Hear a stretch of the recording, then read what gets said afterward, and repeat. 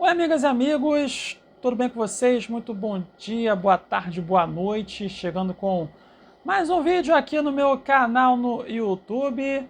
Eu sou Almeno Campos, jornalista esportivo daqui do Rio de Janeiro.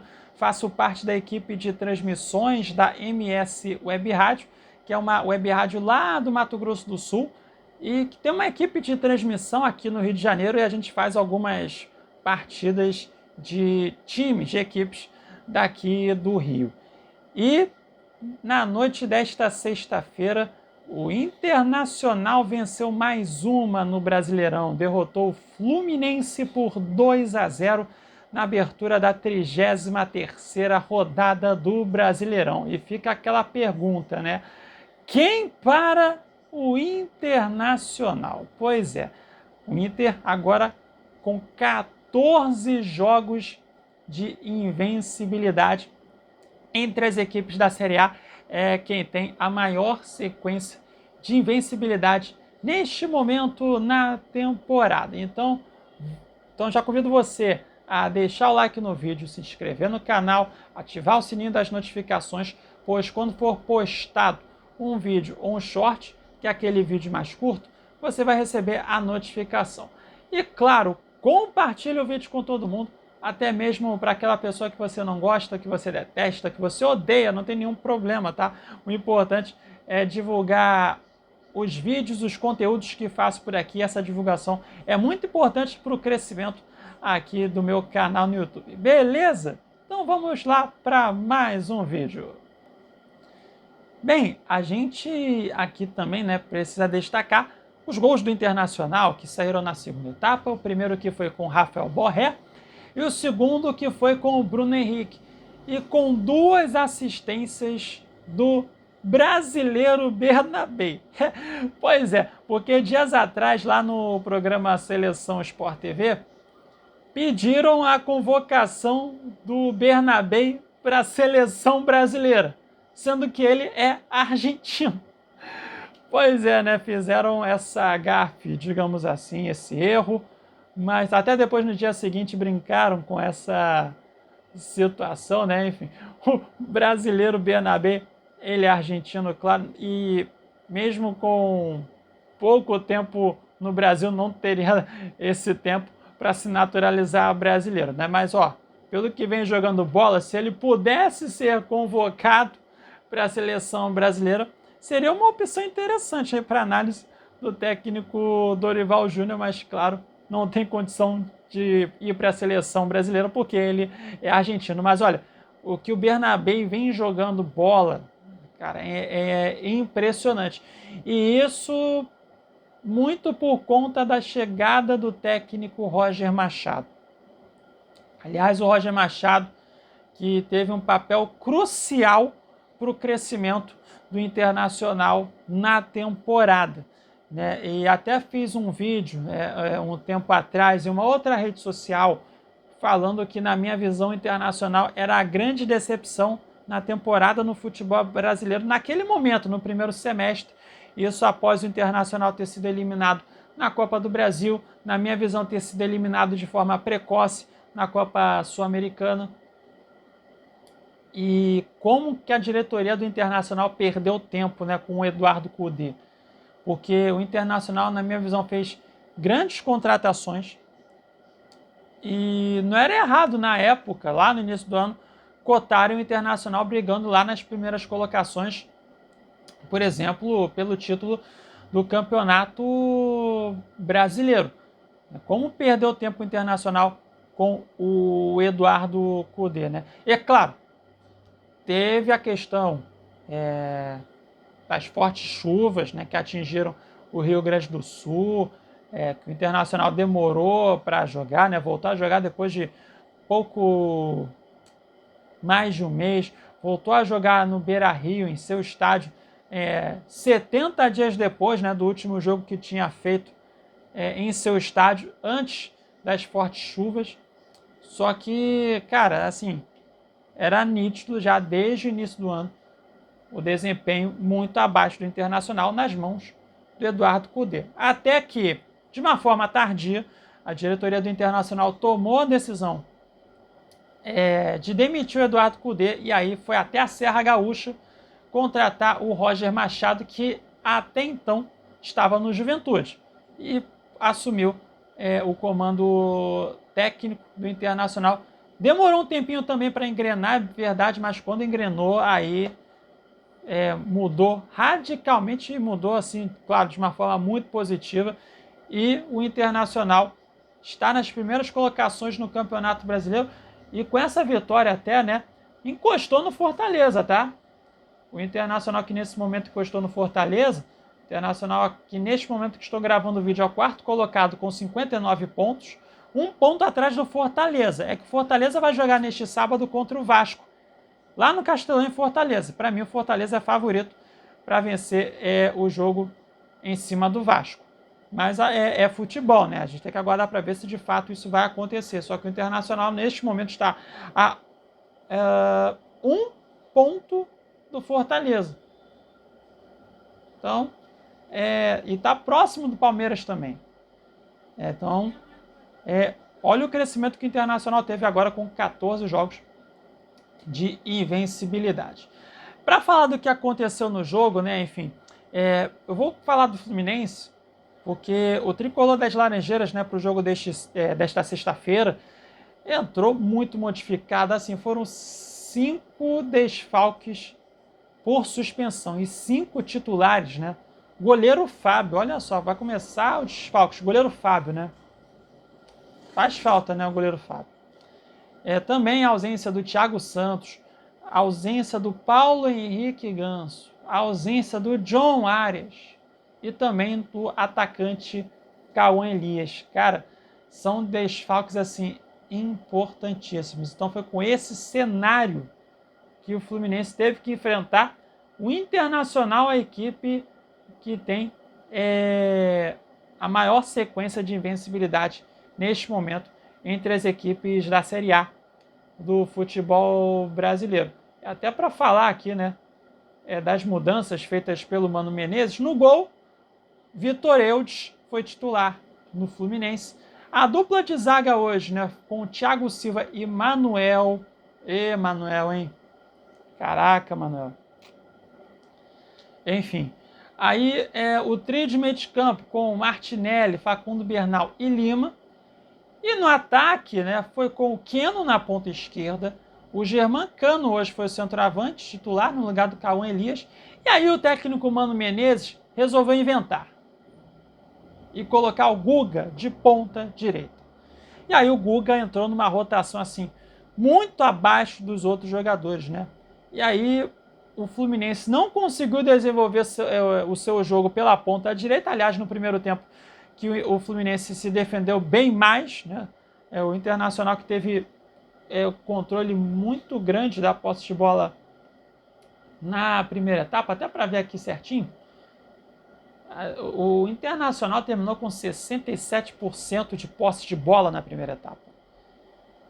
Então, com essa estatística, né, ficou bem claro esse cenário, né, do Internacional tendo esse controle bem mal da posse de bola, o Fluminense mais se defendendo, só que na ponta direita, o Fluminense, quando tentava atacar, foi nulo, né, porque o Guga, enfim,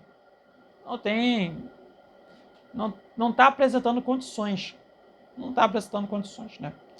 E também, né, no caso do Fluminense, a gente precisa falar do Manuel, né, porque o Manuel hoje acabou falhando nos 2 gols feitos pelo Internacional. E teve um terceiro gol que o Internacional chegou a fazer, né, que foi na primeira etapa, num cruzamento que veio da direita, aí o Borré acabou cabeceando e chegou a marcar o gol, né? Só que o gol foi anulado, até para ver a minutagem certinha, 36 minutos do primeiro tempo, né? Um cruzamento que partiu da direita, a bola chegou até o Borré, que lá no meio da área de defesa do Fluminense cabeceou, aí fez o gol, só que o gol foi anulado porque o Borré estava um pouquinho à frente da linha de defesa do Fluminense, né? E aí o Manuel acabou dormindo no ponto nesse lance. Só que, para a sorte do Fluminense naquela hora, o gol foi anulado.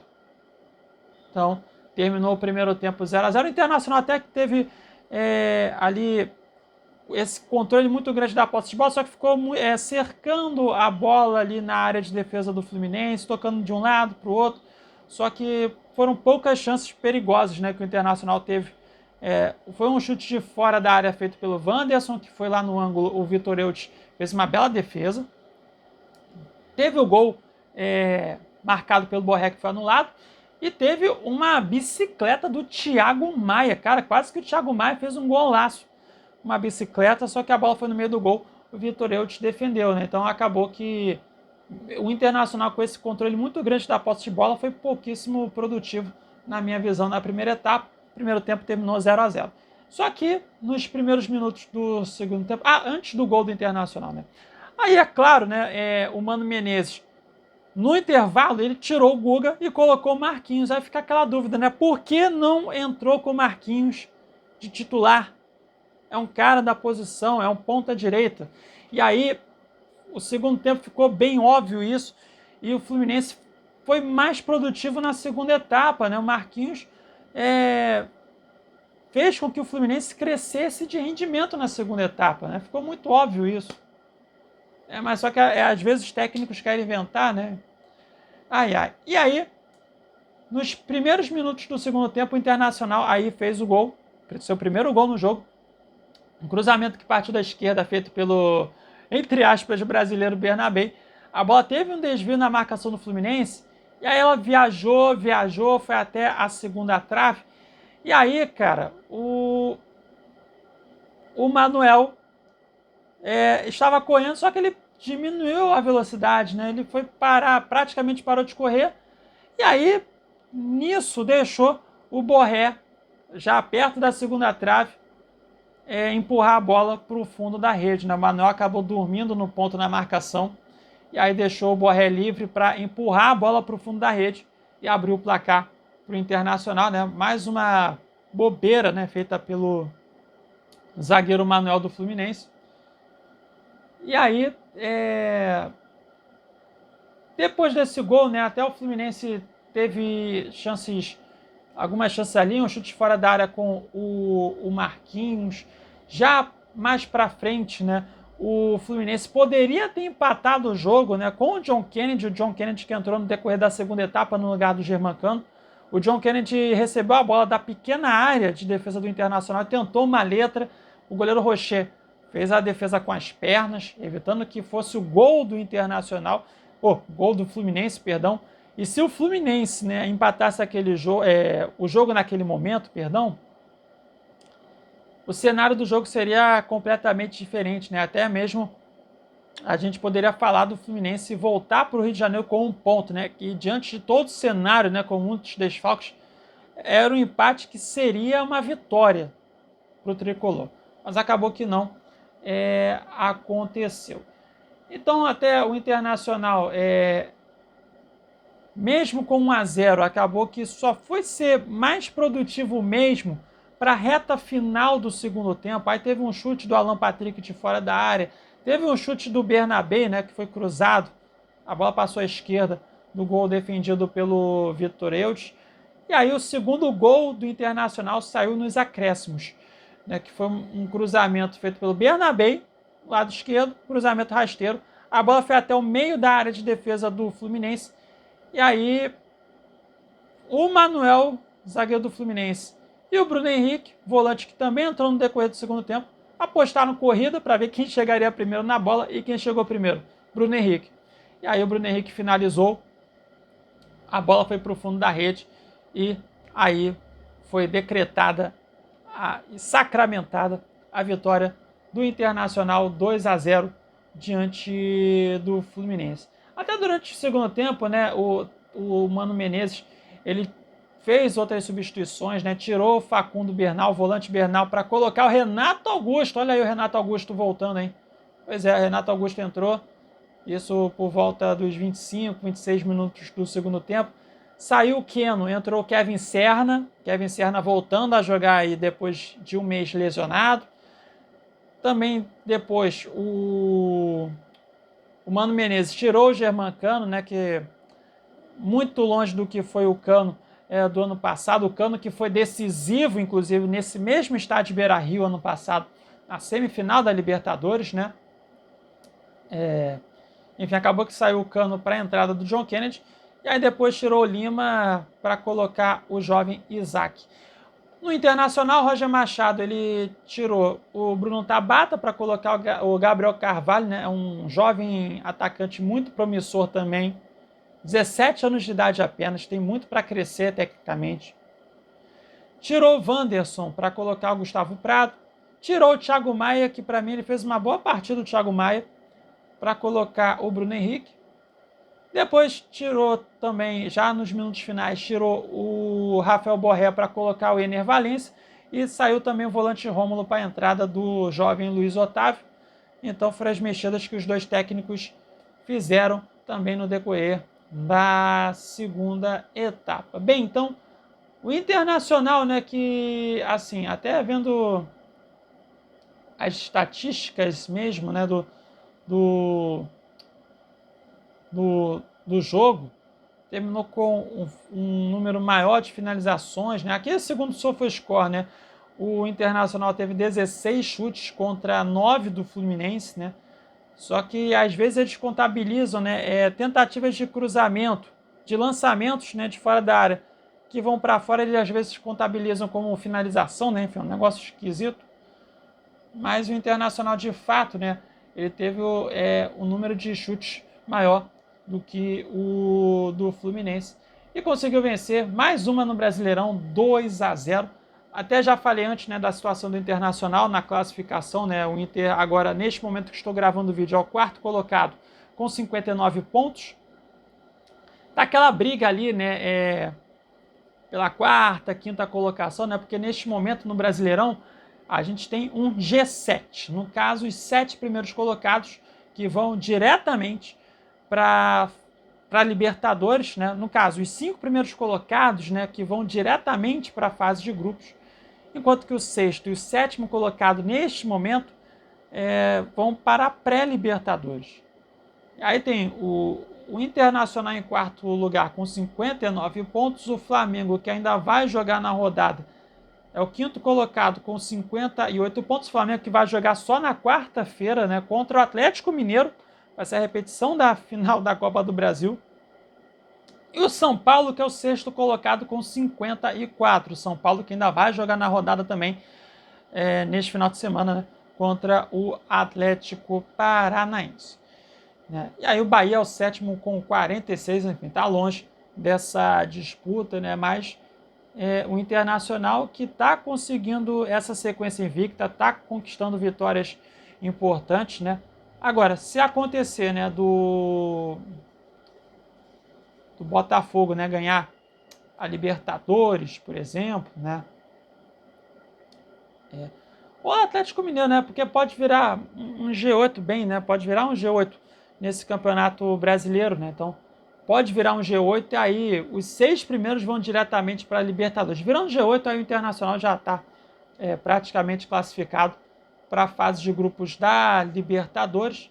Mas nesse momento já tem um G7 que pode virar um G8, que aí é no caso, né, do Botafogo ganhar a Libertadores da América.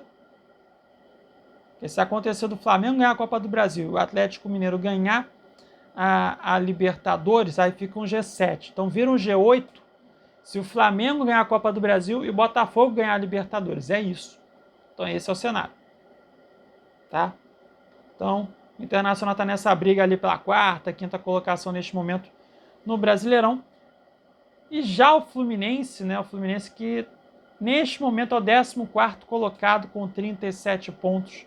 Agora chegou ao terceiro jogo sem vencer no Campeonato Brasileiro. Teve uma derrota diante do Vitória fora de casa, empatou com o Grêmio, levou empate nos últimos minutos jogando no Maracanã e teve essa derrota diante do Internacional. E no pior dos cenários, o Fluminense ele pode terminar essa rodada na zona de rebaixamento. Aí o Criciúma teria que pontuar diante do Cruzeiro, né? O Cruzeiro que está jogando mal, sob o comando do Fernando Diniz. O Red Bull Bragantino tem que ganhar do Atlético Goianiense fora de casa. O Atlético Paranaense é numa missão mais difícil na minha visão. Tem que derrotar o São Paulo no Morumbi, né? Tá acontecendo esses cenários, o Fluminense termina a rodada na zona de rebaixamento. Bem, o próximo jogo do Internacional, que será daqui a 2 semanas, no dia 21 de novembro, vai enfrentar o Vasco, às 8 horas da noite, no horário de Brasília, em São Januário, pela 34ª rodada do Brasileirão. Para esse jogo, o Internacional não terá nem o lateral direito Bruno Gomes e nem o lateral esquerdo Bernabei. Os dois estão suspensos, receberam o 3º cartão amarelo nesta sexta-feira, portanto terão que desfalcar o Colorado nesse duelo contra o Vasco. E a ver também, né, como é que vai ficar essa situação, né, em relação aos jogadores que foram convocados, né? No caso, o goleiro Rocher para o Uruguai, o Ener Valencia para o Equador e o Rafael Borré para a Colômbia, né? E que, no caso, a data FIFA vai terminar na terça-feira, dia 19, e no dia 20, no dia seguinte, já tem rodada do Campeonato Brasileiro, cara. Essa é uma situação bizarra. O Internacional que vai jogar na quinta-feira, 2 dias depois. Aí tem que ver a condição desses atletas, se eles terão como jogar ou não diante do Vasco. Já o Fluminense, que vai jogar daqui a 2 semanas exatamente, no dia 22, numa sexta-feira, 9h30 da noite, no horário de Brasília, o Fluminense vai enfrentar o Fortaleza no Maracanã, né? E aí, nesse caso, eu acredito, né, que o John Arias terá condição de jogar diante do Fortaleza, né? Porque a seleção colombiana vai jogar no dia 19, o John Arias será titular, né? Então vai ter tempo aí de descanso, né? 3 dias de descanso, perdão, até o jogo contra o Fortaleza no Maracanã, porque assim, o Fluminense sem o John Arias, cara, e tem uma estatística, assim, bem negativa a respeito do Fluminense sem o John Arias neste Brasileirão. Com o jogo de hoje, né, o Fluminense chegou a 10 jogos sem ter o John Arias à disposição. Quer dizer, 11 jogos no caso, né? 11 jogos, corrigindo, 11 jogos sem o John Arias no Brasileirão. 3 empates e agora 8 derrotas. Olha o desempenho do Fluminense sem o John Arias no Brasileirão. 3 empates e 8 derrotas. Impressionante, né? Então, para esse jogo, tem muito torcedor do Fluminense que reclamou: ah, mas não vai ter... o jogo na sexta-feira, né? Mas, nesse caso, foi muito bom para o Fluminense ter mais um jogo na sexta-feira agora, né? No caso, contra o Fortaleza, que aí vai ter o John Arias à disposição. E, claro, né, os retornos do Ganso, o retorno do Cauã Elias, o retorno do Thiago Santos e o retorno do goleiro Fábio, né? Porque, assim, a dupla de zaga do Fluminense mesmo é Thiago Silva e Thiago Santos. E o Fluminense tem que arrumar um jeito, digamos assim, de contar logo com o Ignacio, né? Aí seria um bom reserva, porque, cara, contar com o Manuel, cara, o Manuel que mais uma vez entrou mal, o Manuel tem entrado numa rotação bem abaixo dos outros jogadores, enfim, muito preocupante, cara, muito preocupante. Então o Fluminense que, diante do Fortaleza no Maracanã, tem que vencer. Não tem outro jeito, não tem outro cenário, tem que vencer.